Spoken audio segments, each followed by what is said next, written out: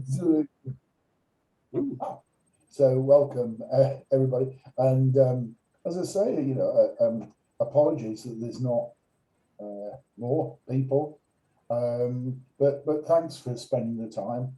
And at least we've got a recording of this, as I say, that we can share this with residents. So Mark, did you want to just start us off with your presentation? Absolutely fine. Yeah, and thank you very much for the invitation to be here. More than happy to pick up with others outside this meeting or at a future meeting if necessary. There's no one-stop shop here. But I mean, what I'd like to do is just share, I suppose, three things. It's what are we doing now? What are we doing next? And opportunities for the wider community to engage with us in this process and help shape the development as we go forwards.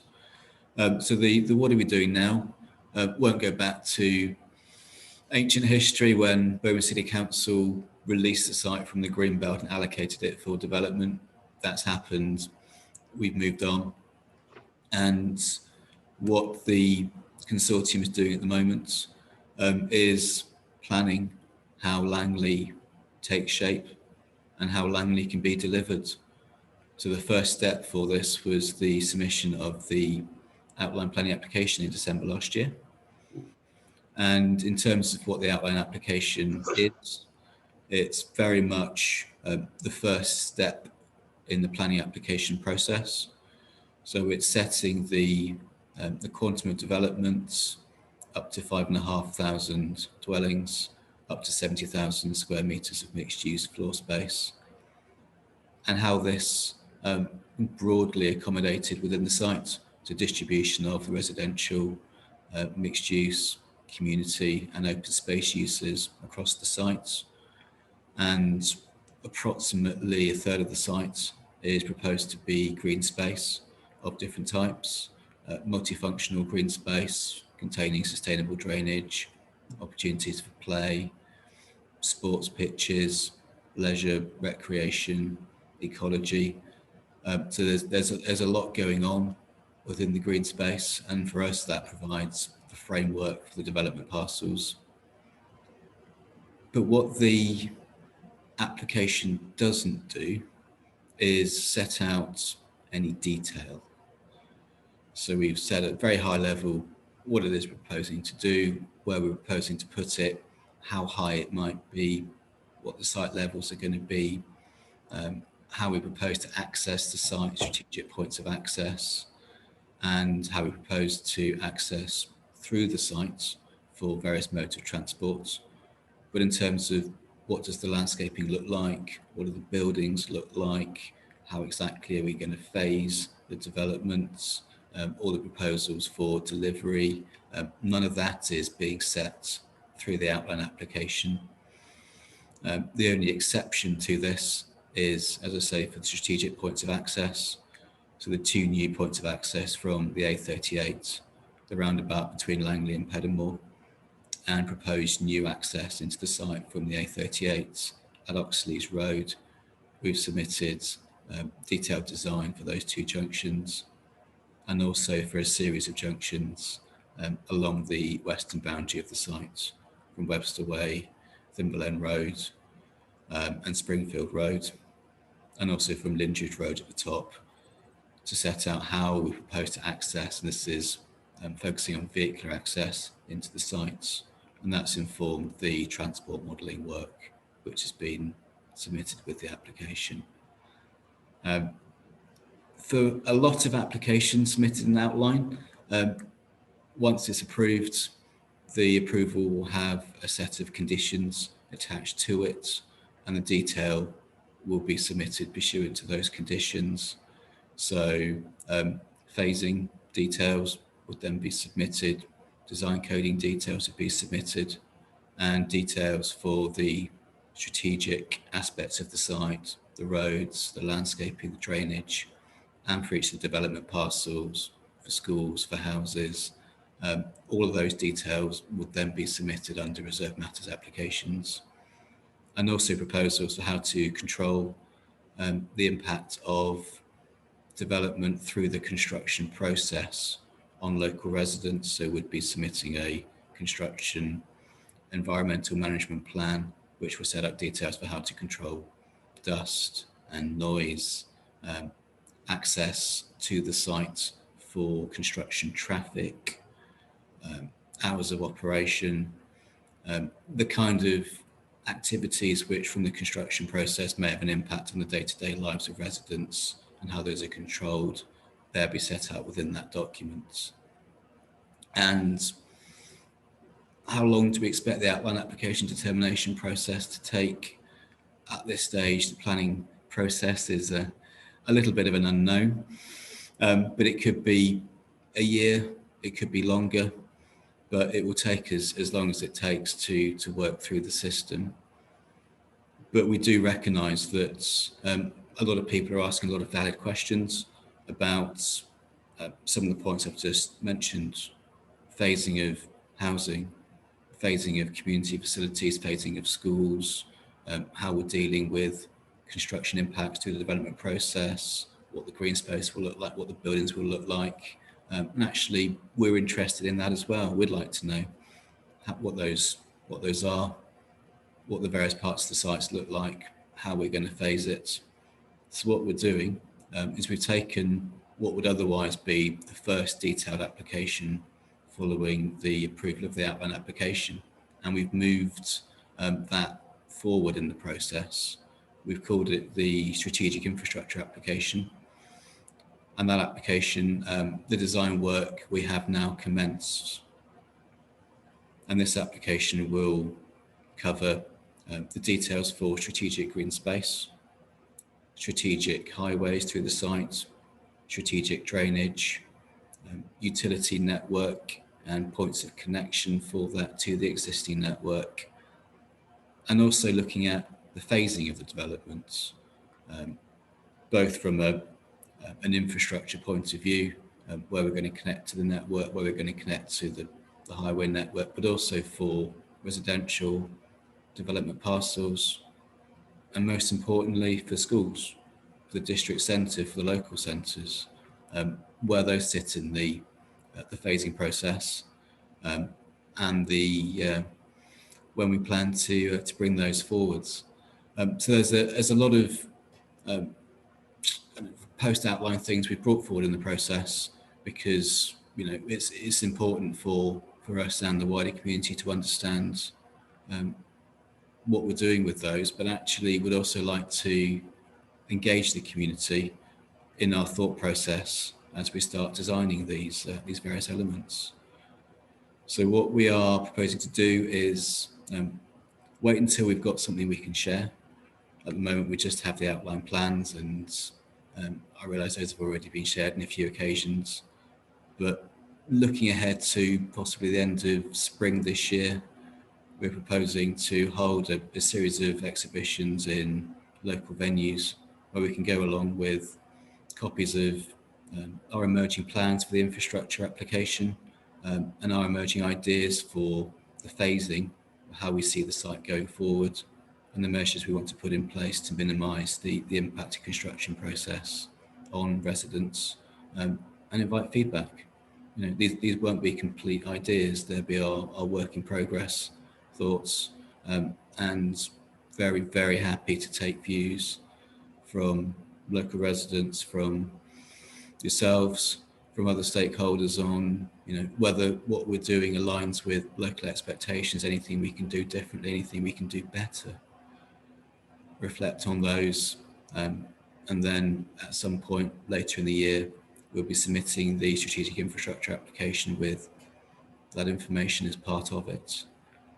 We would also like to engage on a more workshop style basis representatives of the community in some of that design, and I think the consultative forums are a great place to start that discussion. I know the next forum is in a few weeks' time.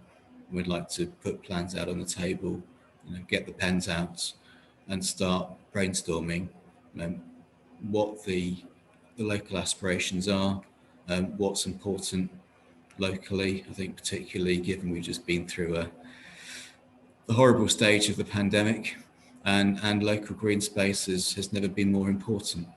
So I'm sure there's a lot of thoughts on what works and what can be done better for local green space, and would absolutely love to take on some of those ideas so we can design something that works from the start.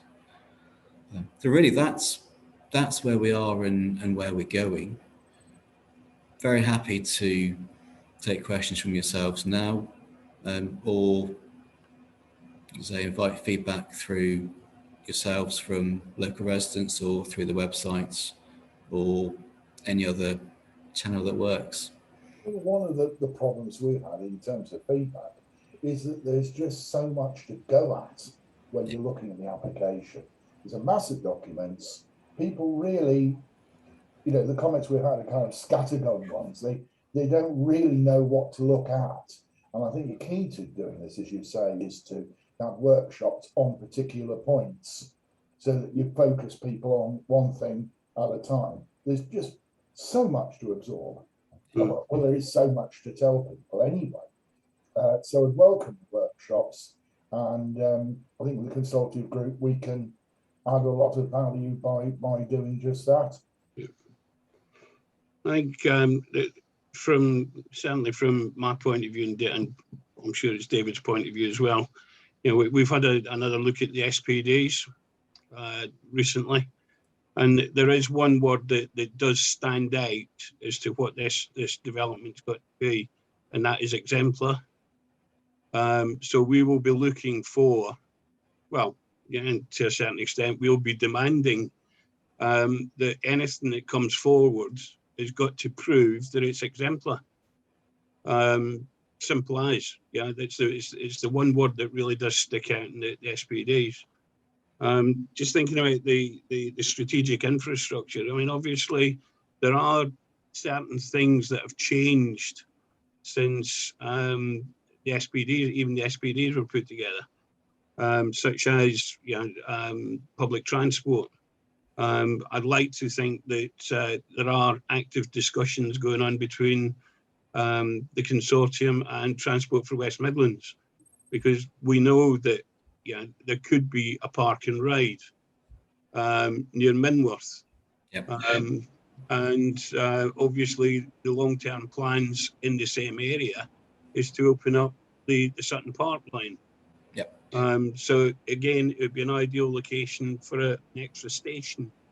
So with regards to the strategic infrastructure, I think it really does need to take that on board as well. Yeah. And certainly, even now, the drawings or the sketches showing the potential route for Sprint is basically wrong, or it's not one that we would certainly support.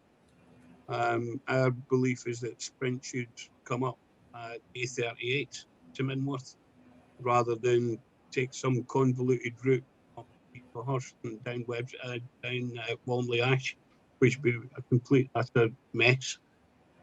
So that there's lots of things that have been developed since the SPDs were approved even. So I think we would want to see evidence of joined up thinking as well, rather than anything else. But as I say, I think the main one is going to be that exemplar thing. And certainly at the beginning, we wouldn't want to see any construction traffic, if at all possible, on any of the roads that are currently in place. We'd like to see it all coming off that new roundabout on the A38, because that's the one way to make sure that none of our residents are disturbed by, let's face it, 38-ton dumper trucks going past. So take them up through the site. Yeah, and as I mentioned earlier, we are carefully looking, well, frankly, re-looking at the approach to phasing for the site, and as part of that, the phasing of construction traffic will be, well, it's in many ways it's the first phase of the site, and will carry on being implemented alongside the development of the site as it goes forward. So haul roads will be factored into phasing, and how that relates to the southern junction, actually the northern junction as well, and how the northern The first junction things that relates people are its going parts. to come up with, it's the question of how is it going to affect, and I know it's prosaic, how it's going to affect my run to school, how is it going to stop me getting to work, you know, the practical questions that people will ask, and we need to have the answers. And our experience with Peddymore was, no matter what they did, there was quite a lot of disruption, but acting on it quickly and putting measures in place diffused a lot of the arguments. You just have to do, you have to be there, get in and sort something. And in the end, relationships were quite good, I think, when they came with the local community. Yeah. Communication is, you know, the most fundamental part of all of this. You know, things can happen which are outside of anyone's control, but we want to make sure that we can have someone that the local community can contact, that you can contact, who can, you know, give you answers, and more than answers, do something about it.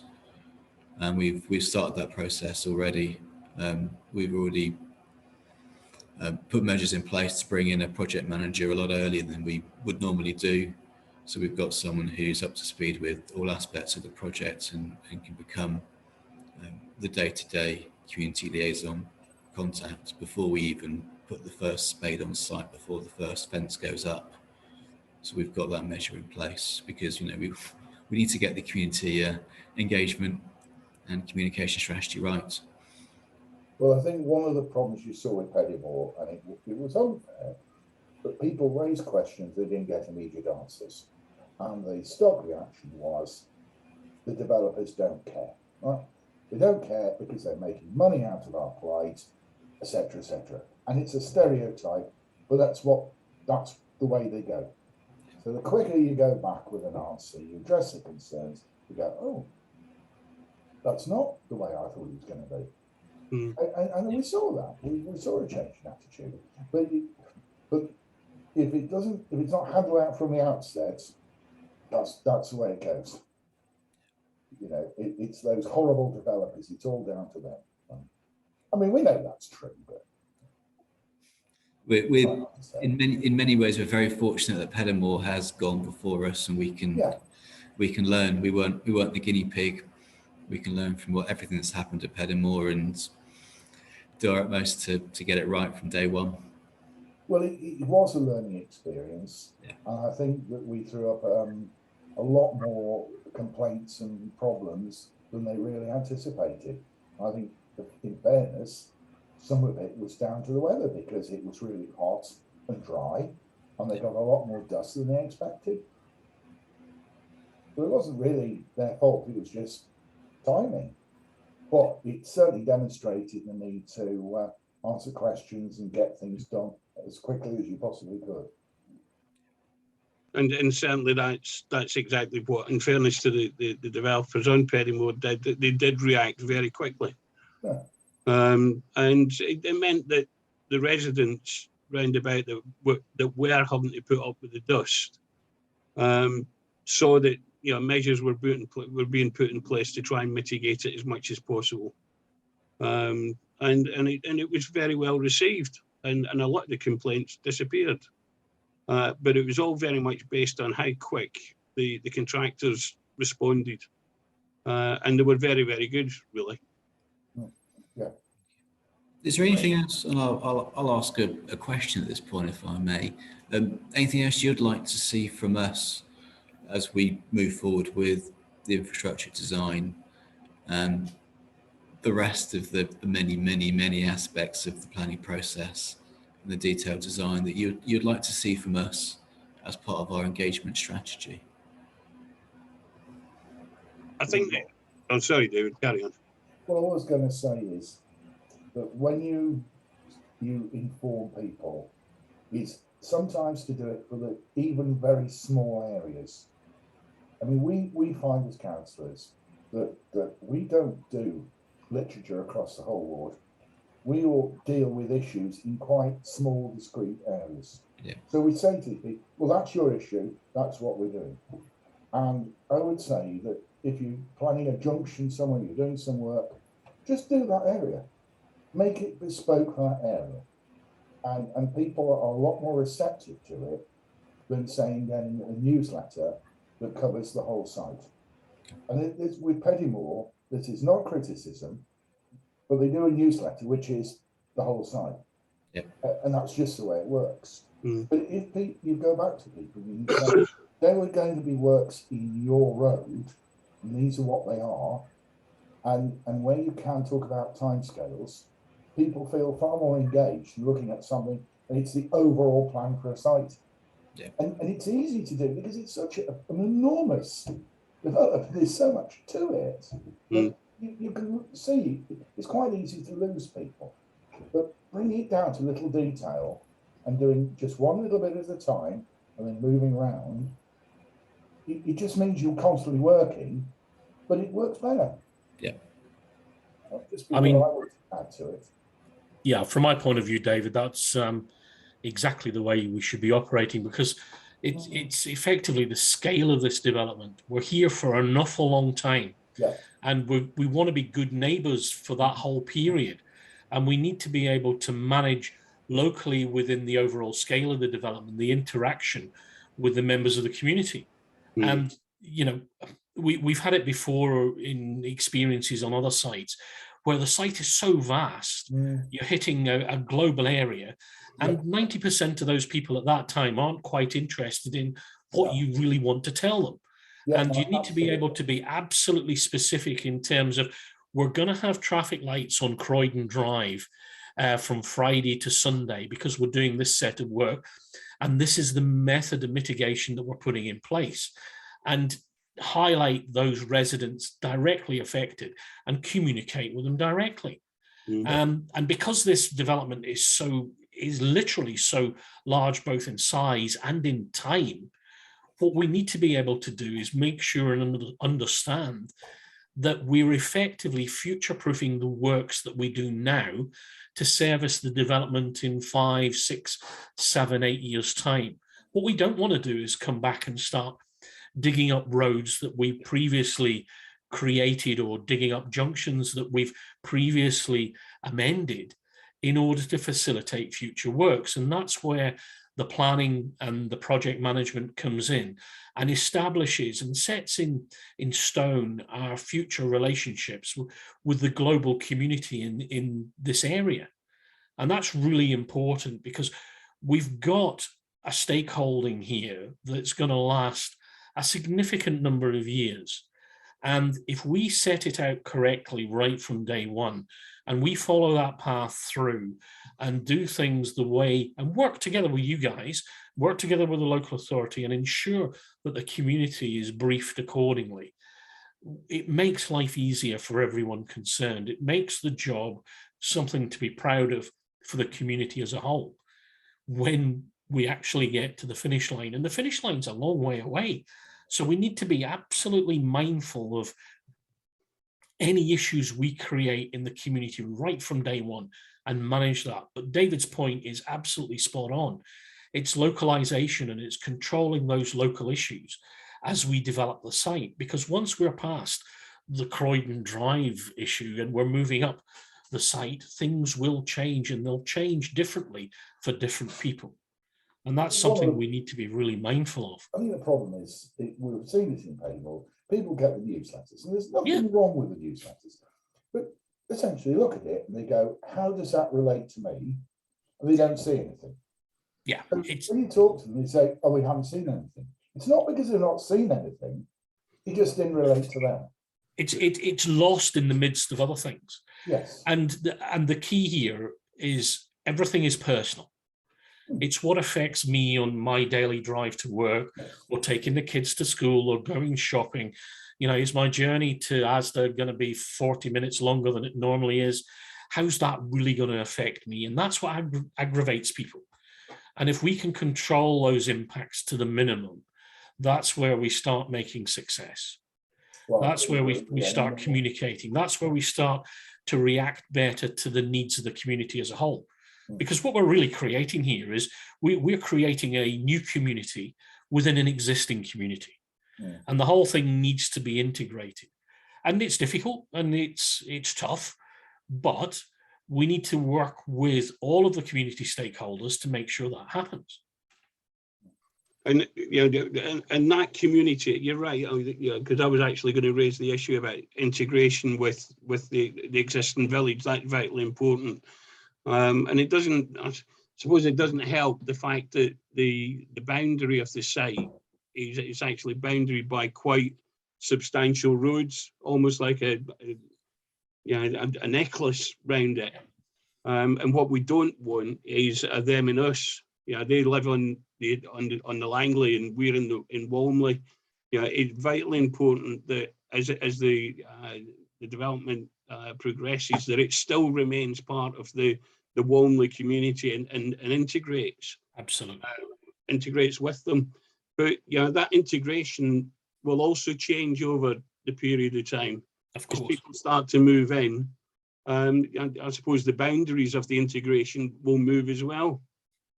But we've got to get it right from day one. No, totally agree. I certainly welcome what you say, John. I mean, I think we're on the same page as to how we achieve that, really. And certainly, we've learned from Peddymore as well. Yeah, as to how you do it.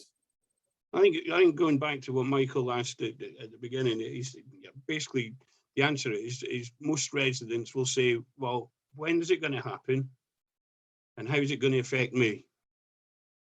And handling that and handling those two questions in small pockets is probably a very good way of handling it. Break it into bite-sized chunks so that people can readily digest it. They can get their heads around it and ask relevant questions. If you give them too much in one go, you're just going to lose them. And I think this is what happened, I think, to some degree in the consultation that we had before that Paul Gilmore was involved in. There was just too much, just too much to look at and think about.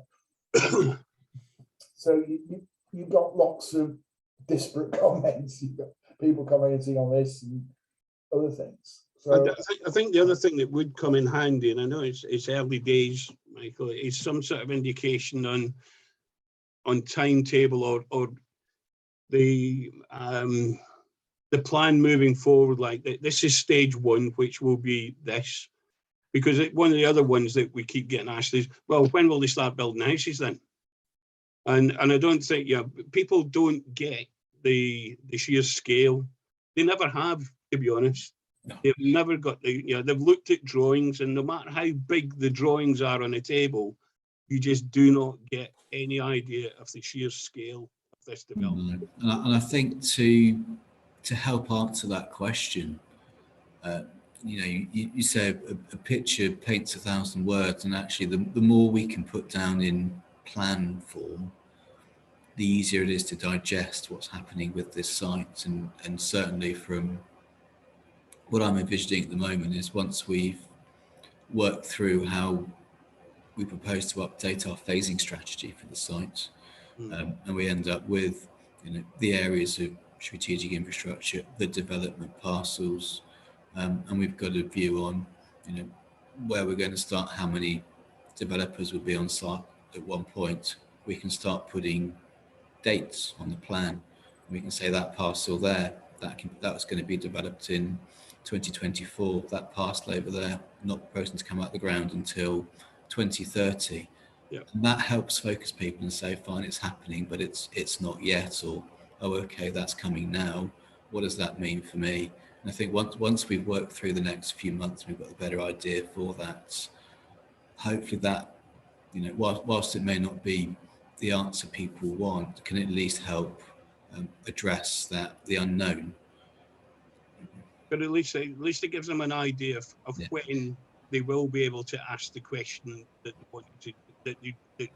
basically hurt them, if you like. You'll be able to turn around and say, well, we're not actually doing that phase for another 5 years. So I can't answer that question now. But if you want to ask a question about the infrastructure that we're going to put in now, I can answer that question.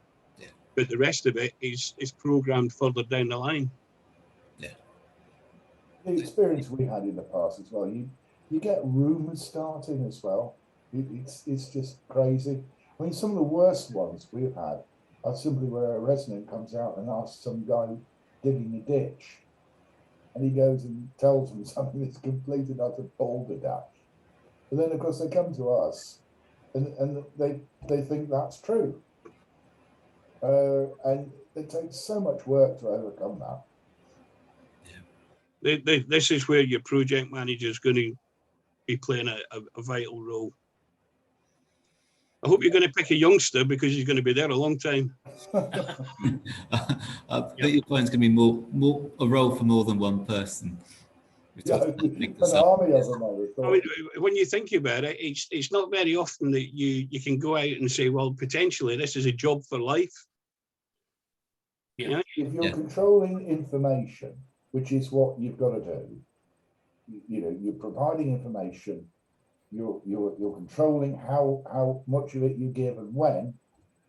You also have to extend that control to the guy who digs a ditch, because a guy who digs a ditch can do more damage to it than anything, because people will believe the guy that digs a ditch more than you or I. Yeah, what they think is that they've got the inside track. Yeah, I think absolutely right, and we need project managers and site managers that brief everyone working on the site. Yes. And by that I don't mean everyone needs to know everything about everything, because that's a big ask. It's about saying, you know what, I'm not able to answer that question, and direct people to the person that can, or the source of information where it's available. Sometimes saying no is the right answer. If the guy's digging the ditch, he's told why he's digging the ditch and what it's going to do, he'll happily give that. It'll be the right information. But it's when they make something up because they don't know to get rid of somebody that causes this real grief. And we've had that numerous times. Yeah.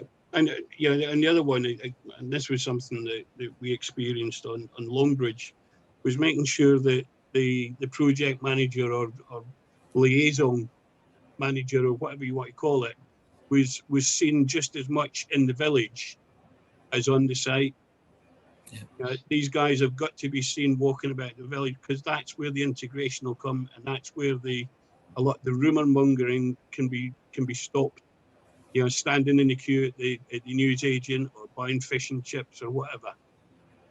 You know, that's they need to be recognised in the village. Yeah, I think that's a fair point. Be easy to contact and approachable.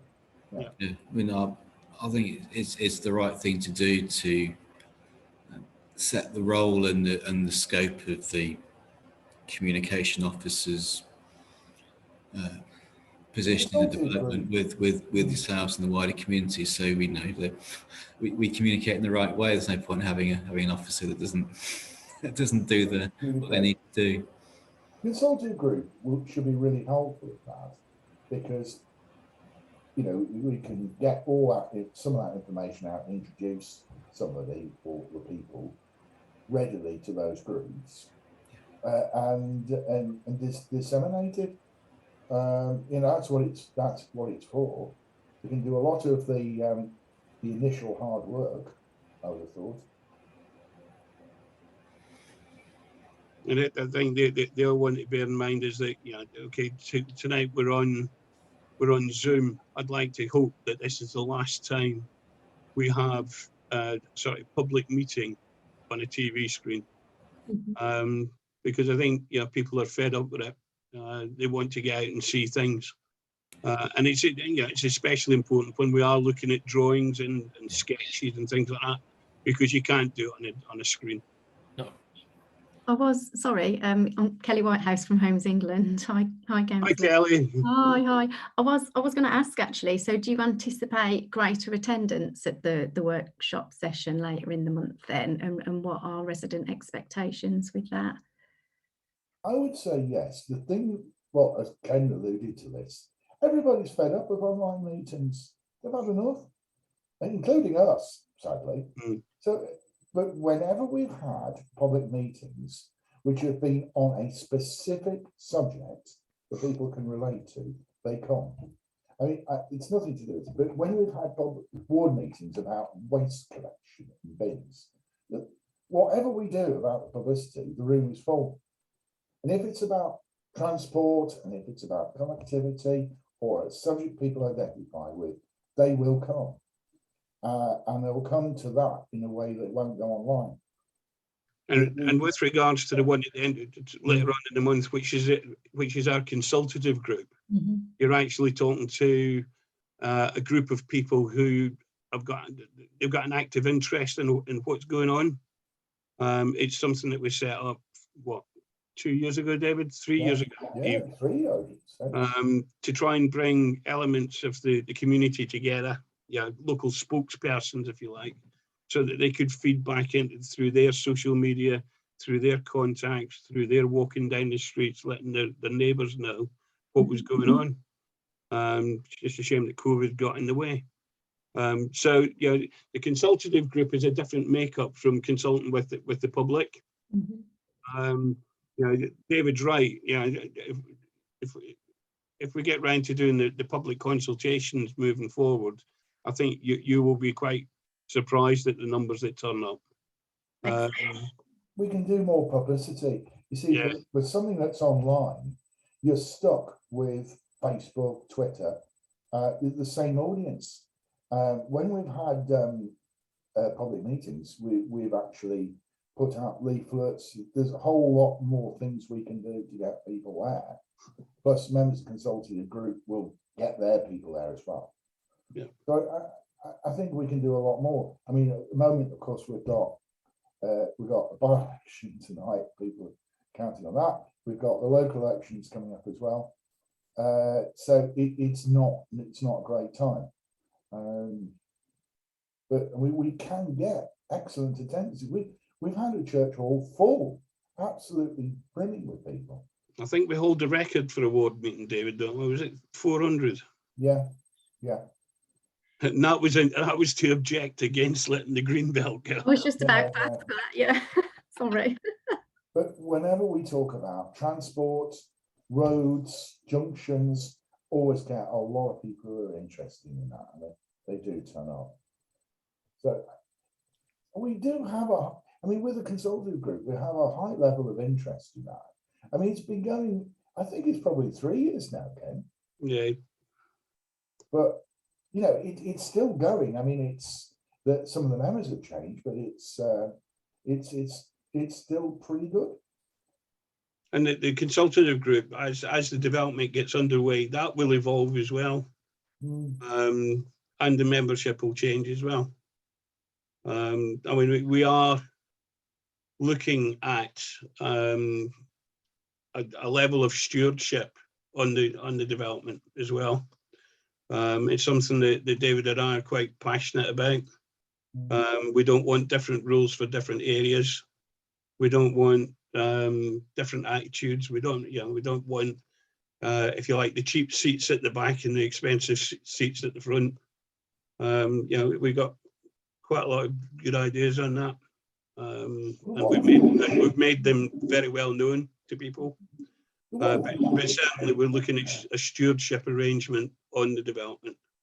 Yeah, no, and that's certainly from an agency and a consortium perspective, and that's something that I think we're committed to doing as well. Because, like you say, we've got multiple land ownerships, and obviously that shouldn't be reflected in the future legacy of the site, really. So we want something collective to ensure that that the sense of place is maintained in perpetuity, really, isn't it? So particularly with all the picture as well across the site and the district centres and the local centres, we want to ensure that those sites are sufficiently maintained, and we have that bottom-up approach with some potential community-led asset management as well. Yeah, and certainly with regards to affordable housing and etc.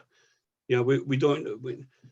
I'm assuming there will probably be a handful of registered providers involved. Well, again, we don't want them all operating to their own rules, because there will be variations. So we want one set of rules that covers all of them. So again, that's where the stewardship comes in. Yeah, I mean, Ken, that's very important. You know, we need to endeavour to make sure that we've got community and social integration across the site as a whole, so the standards are maintained for one and all. Yeah. And there's no differential. You know, we're building a new community, we're building a new settlement. Yeah. So we need to make sure that that settlement in itself is not divided into little pockets. It's not broken up by means of social exclusion. It's completely unitary across the board. And that's very, very important to making an absolute success of developments of this size, because it's the only way you can make it work. Yeah. You know, we totally support that. And I that's think reflected in policy as well, isn't it? I mean, the BDP has a specific policy on affordable housing, so Yeah. we fully support that approach in creating mixed and balanced communities and ensuring there's not clusters, but the affordable is kind of well integrated throughout the site.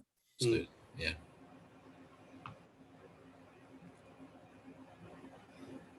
Was there anything else that was particularly bothering you, Kelly, on the Homes England side, or? No, I mean, I'm relatively new to the project, to be honest, so I'm just picking it up, but I will be involved. I'll be supporting Neil Martin with the outline from the agency's point of view, but I will be looking at the wider stewardship piece as well, and how we go above the consultation just for the purpose of the planning application, but look at consultation across the board until the scheme's delivered effectively. So it's just ensuring that we engage throughout the process, and as a public body, that's something we're really quite enthused about. So yeah, hopefully at the next workshop session we'll have plenty of discussions about the scheme going forward. So Rachel, sorry to pick on you. That's okay. Is there anything else? Is there something that you want to say, or how do you feel about it all? I'm very happy with the way things are sort of going. I think the consultative forums are going to be very useful, and I think that we're going to I think it'd be pretty useful to share with you in advance of the exhibitions coming forward later in the year. You know, how you'd like us to present the materials, and I've very much made some notes, very much picking up on the need to make things as visual as possible for people. And use really nice clear plans, images, sketches as much as possible. We have also just put some extra information on the website. We've updated that this week. So again, if there's any ideas you have, do contact me directly. If there's any other ways you feel we could make it even better as we move forward, more resources, or please let us know. But yeah, obviously look forward to the consultative forum looking at green infrastructure later in the month. The venues are critical, because I think that you need them to be of a certain size. Sorry? One of them we had at the Walmley Club, and it's just too small. So what happens is, when you're trying to break down the discussion around tables, if you get one person who's shouting the odds about one particular issue, it washes over into all the others. And what you need to do is be able to separate them off, so that you do have separate groups talking about different things. Yeah. Well, that's quite difficult to do, because we don't have a lot of big venues. I was going to ask you actually about that, suitable large venues, because obviously the Harvest Fields venue was a lovely venue, but it was just that bit too far. It's too far Away. So yeah, I think that is actually a really important point certainly for the exhibitions. I think for the workshops we can probably work things fine, but certainly for the exhibitions I wouldn't look to do it again at that small venue. It's too small. The Minworth Social Club, we've had one there, and that's quite a big area. You can cover Minworth there, but it is a problem trying to find large enough venue. Would one option be a number of events at this, a number of I call them events at the same place? So I think what we could learn from last time is we had one in the the Walmley Club, which is at the heart of Walmley, and everyone turned up to it. If we had more than one, if we had 3 or 4 spread out across the week at different times, then hopefully we can spread out the 400 people in one go to 100 in each session, and try and manage it like that if we haven't got a bigger venue closer to where most people live. I would definitely suggest. Sorry. I mean, I think that's just a slight extra layer of sort of logistics, but it certainly is a sensible one. I think it's something we could certainly think about for the exhibitions. It would just require somebody sort of agreeing to book a certain slot. But we'd do that anyway if we were holding residence workshops ever further down the process. Then obviously people have to sort of book a slot, as it were, book their place. So yeah, I mean that's certainly sort of thing we can look to. On the sort of logistics side of things. The other option, which I've seen work elsewhere, is doing it at one of the local schools, where you could have everybody meeting in the hall, the main hall, and have a number of breakout rooms. So use the classrooms as breakout rooms. If you want to talk transport, go to room 6. If you want to talk about the colour of the front doors, go to room 12, etc., etc. That I've seen that work quite well as well. Yeah, we've used schools in the past. I think, especially if you're willing to do a weekend, it often sometimes depends on availability, obviously, but we have held events successfully at schools in the past. Yeah. And it does provide the space, and the facilities are often good. Michael, I've got a question for you. Obviously, we're very happy with the involvement of Homes England, and we've had a number of discussions with them. And I know there were, was it 1 or 2 representatives from the consortium at the last consultative meeting? How are you going about making sure that everybody in the consortium gets the same message as Kelly's just got, from us direct?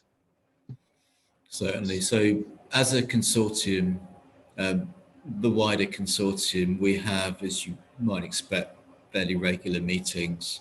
And on those meetings, there is always a slot called consultation and engagement. And that's the point where we, discuss amongst ourselves, what the strategy is, what we need to look at, how we look at it, how we approach the various sessions we've got going forward. I mean, in advance of this one, we had a discussion on, what we felt it would be worthwhile to discuss and present at this session, and the areas where we think, questioning might happen. So, it is absolutely an agenda item for the consortium every time we have a general meeting. So what we don't want to do is bring everyone along to every meeting we have, because there are quite a lot of people involved. Yeah. And you probably wouldn't appreciate, consortium outnumbering residents. So we try and manage who we bring to these sessions. Try and have someone from Homes England and another consortium representative, Rachel. So we've got the spread of consortium knowledge and consortium variation. So we have house builders, we have landowners, and each party brings something else to the table. But what everyone has is experience of the development process, and everyone is very willing to listen, to engage, and to take ideas back to the table and see how we deal with them. So I hope that approach works for you, but I don't want to overface meetings with consortium. So that's in many ways can be counterproductive. I think it was just nice that we had members of the consortium turn up last time. I think it was very refreshing, and people who were there, they commented on it afterwards, and so it was good to actually know that they can come and there's the ability to talk to them. You don't have to overdo it, but yeah, it does really make it. It was really appreciated. Yeah. I hope it comes- I think you got to be, and again, COVID has definitely got in the way, but I think you got to appreciate that for a number of years, the consortium has been just a word, really. Yeah, there's been nothing behind it. You're talking to the consortium, well, who are they? Well, it's the consortium.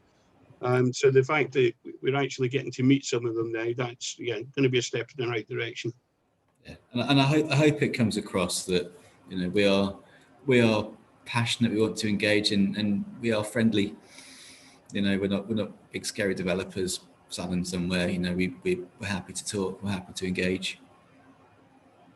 Going back to what I said at the beginning, I think the one word that everybody's got to have at the back of their minds on anything that they put forward is that word exemplar. Yeah. That's it. And John, you made a very valid point earlier on. We are creating a new community, and there's plenty of examples not too far away where I would say that it hasn't worked. Some of the 60s and 70s developments that just clearly didn't work, and we've ended up demolishing them. But even some of the more recent modern developments, which they aren't communities, they're just a huge conglomeration of houses where people drive in from their work, go into the house, don't communicate with anybody, get up in the morning, get in their car and drive to work. Yeah, they become dormitories.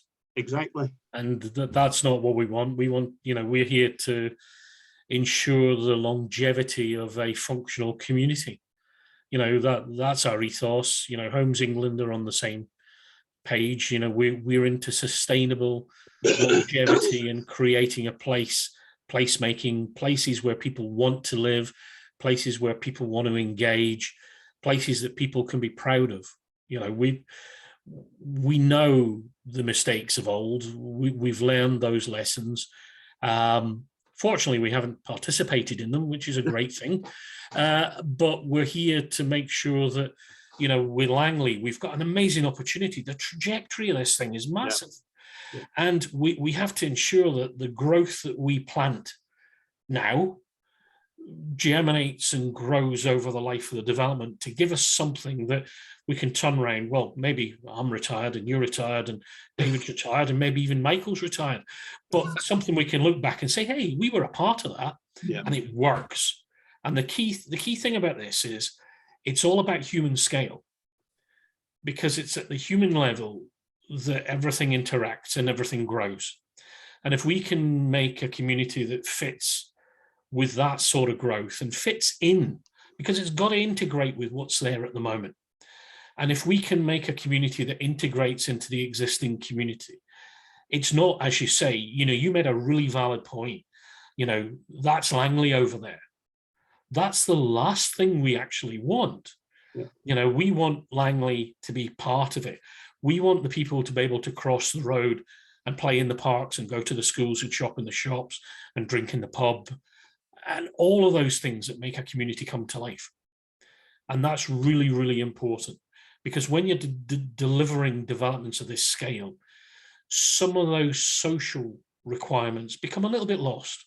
Yeah. Because everybody gets focused on other things. And the key with this is to make sure that the integration is total, and that we set off on a route that we continue through the life of the development, and things will change. The whole ethos will change in terms of carbon neutral.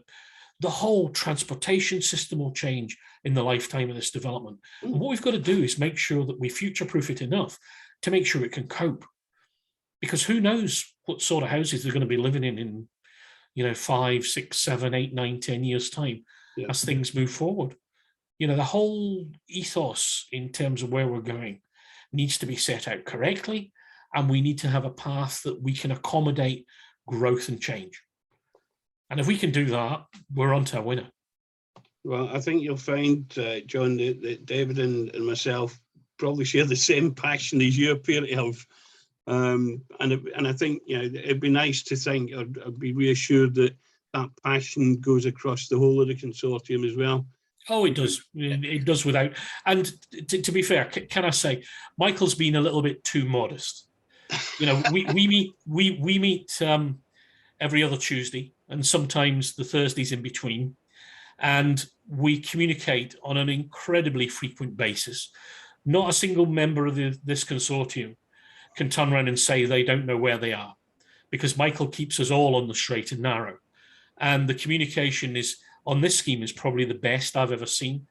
And I've been in this game for 30 years. So everybody has got no excuse. Everybody knows exactly where they are. Everybody knows the level of communication. Everybody knows what's expected of them. So in reality, we're all here. We're all on the same page. We're all part of this. We're with you. You know, you're part of our team as much as we are part of your team.